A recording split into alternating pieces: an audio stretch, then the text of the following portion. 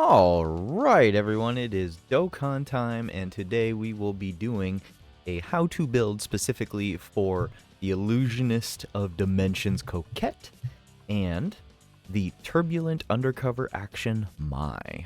Both of these are actually pretty much built the exact same way, with a couple difference, like a very small difference you could give to specifically Cocette.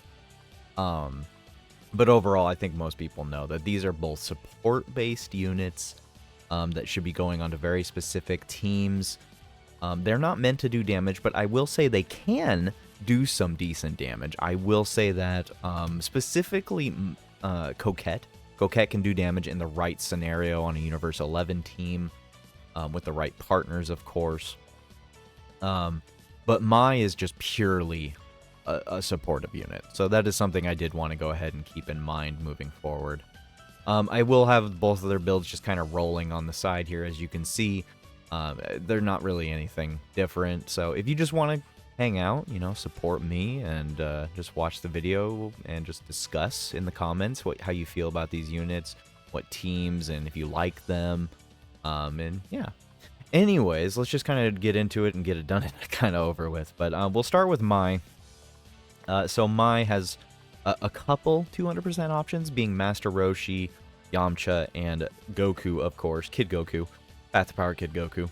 You know, she is a Dragon Ball Saga unit, and she is an Earthbred fighter, Earthling, so it makes sense to have these 200% options. I would say her best team, as per usual, is going to be Master Roshi, or Videl's team, specifically, STR Videl. She is a 180% lead, and then Master Roshi is a 200% lead.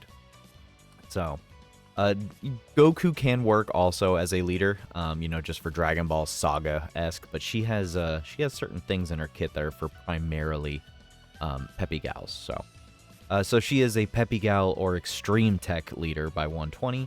She greatly raises attack and defense on Super. She has attack and defense 150%, plus another 150 attack and defense when attacking specifically. And then she buffs all allies key +3 attack and defense plus 30%. So that's all allies. And then she has 50% chance of evasion, and then has an additional chance to evade plus 20%, and launches 2 additional attacks, each of which has a 50% chance of becoming a super attack when there is another Peppy Gal or Dragon Ball Saga category ally attacking in the same turn. She gets a plus an additional attack and defense plus 30% for all allies if there are another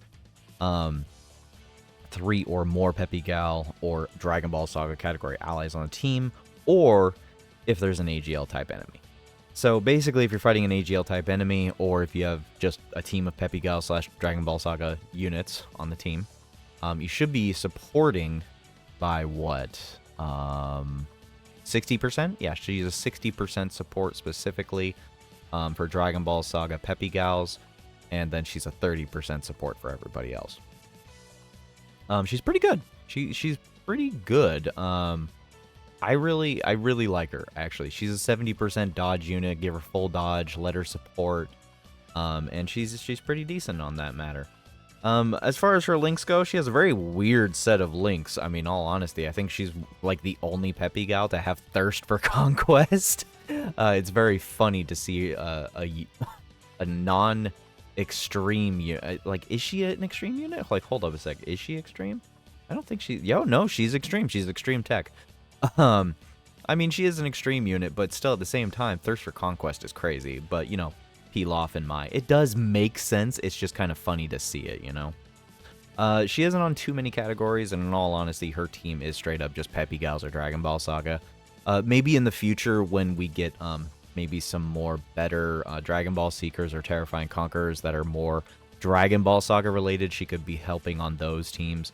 But until then, it's basically a Peppy Gal Dragon Ball Saga support unit. Obviously, she does link very well with the LR Pilaf, 6 out of 7 links for that. And then she will link very well with other Peppy Gal units, of course. The primary focus with her, of course, I think is just going to be either floating her or keeping her on turn with another Peppy Gal, so you can have the Battle Diva link active and just having more dodge, which would be pretty nice. But let's go take a look at her calculations for her defense complements of Halvard. So as far as her defense goes, she can get pretty decently high if she manages to quad super. So she does have the 2 in her passive, and then she has her standard super, and then you can potentially, hidden potential wise, super attack. So that's 4 potential super attacks, but I mean, I'm going to be real with you. The more than likely scenario is that you're going to double super, maybe triple if you're lucky. But I think double supering is probably pretty going to be regular with her. So moving forward, I would assume with regular support on a Peppy Gal Dragon Ball Saga team, you can see her defense probably hitting the 1.2 million range. So good enough to take normals for a majority of the game's fights in general, but I would not say she's going to be tanking any difficult content-based super attacks. So that is something to keep in mind with her. She's still a very good unit. I like Mai a lot. I just wish I had pulled her. Unfortunately, I did not. But both her and Cocette are banner units, technically. So even if you didn't go for them on their quote-unquote banner, they should be in the summon pool. So, I mean, it is possible to pull her, and yeah, just hope RNG. Same thing with Bunny Bulma, of course. Anyways, let's just go ahead and go with going ahead and take a look at Cocette over here. So Cocette has actually 3 200% options. The other 200% option is AGL Jiren, which is not currently on global right now. And I would say that Jiren's team or Topo's team is 100,000% her home.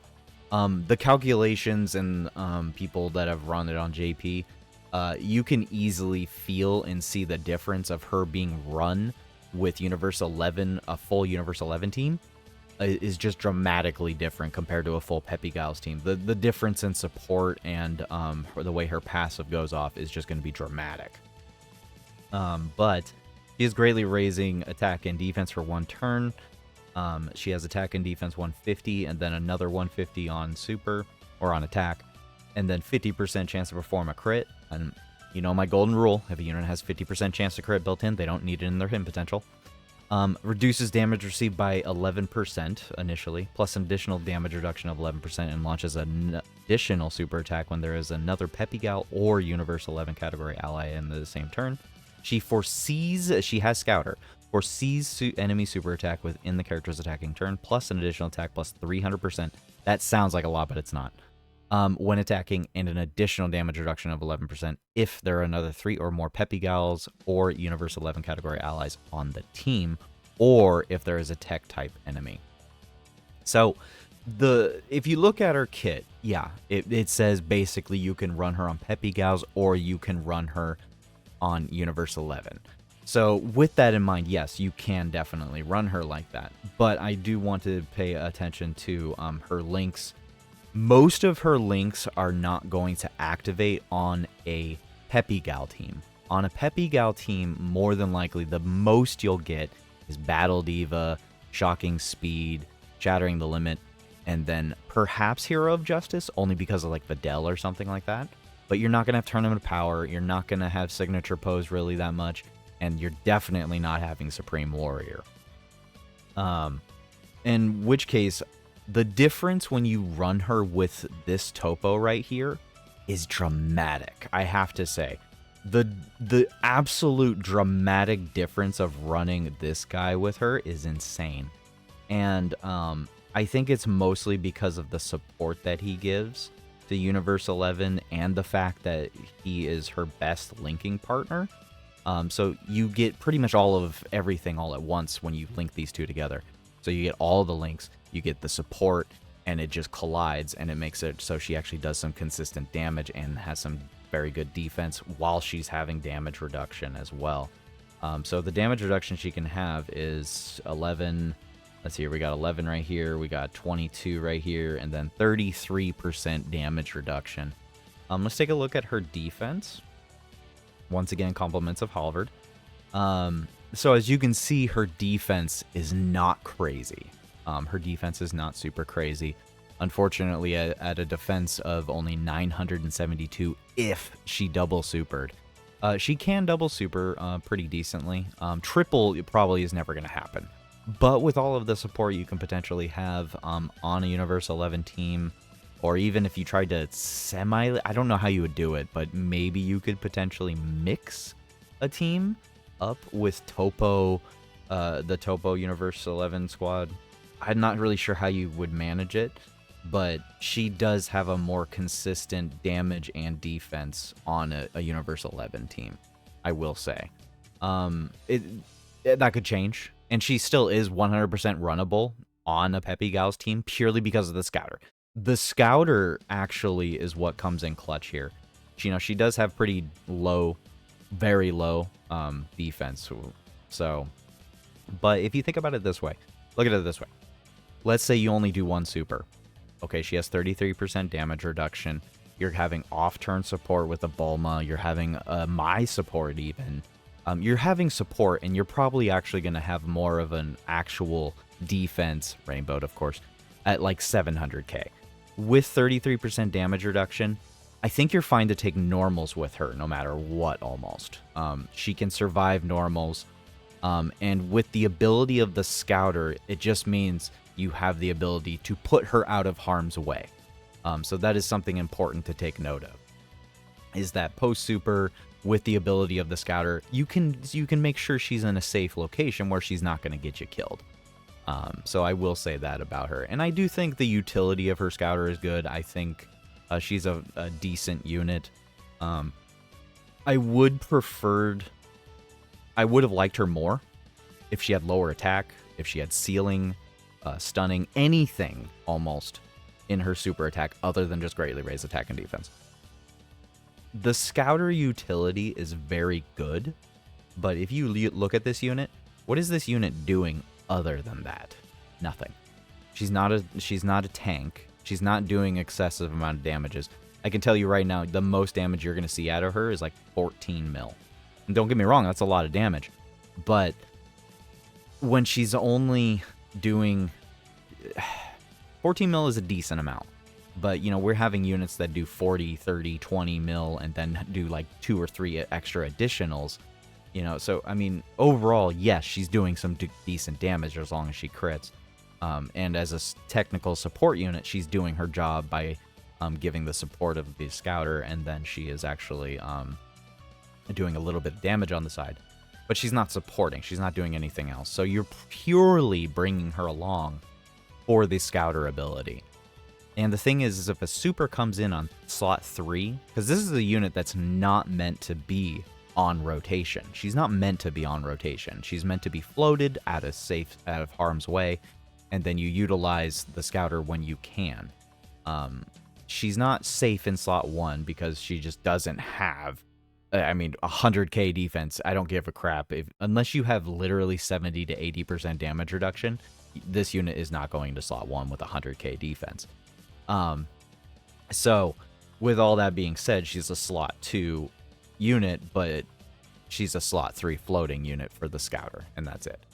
So, but majority of people that run a Universe 11 team are going to have double, like, Topo and then the Pride Troopers on rotation, and then they're going to have double Jiren on another rotation.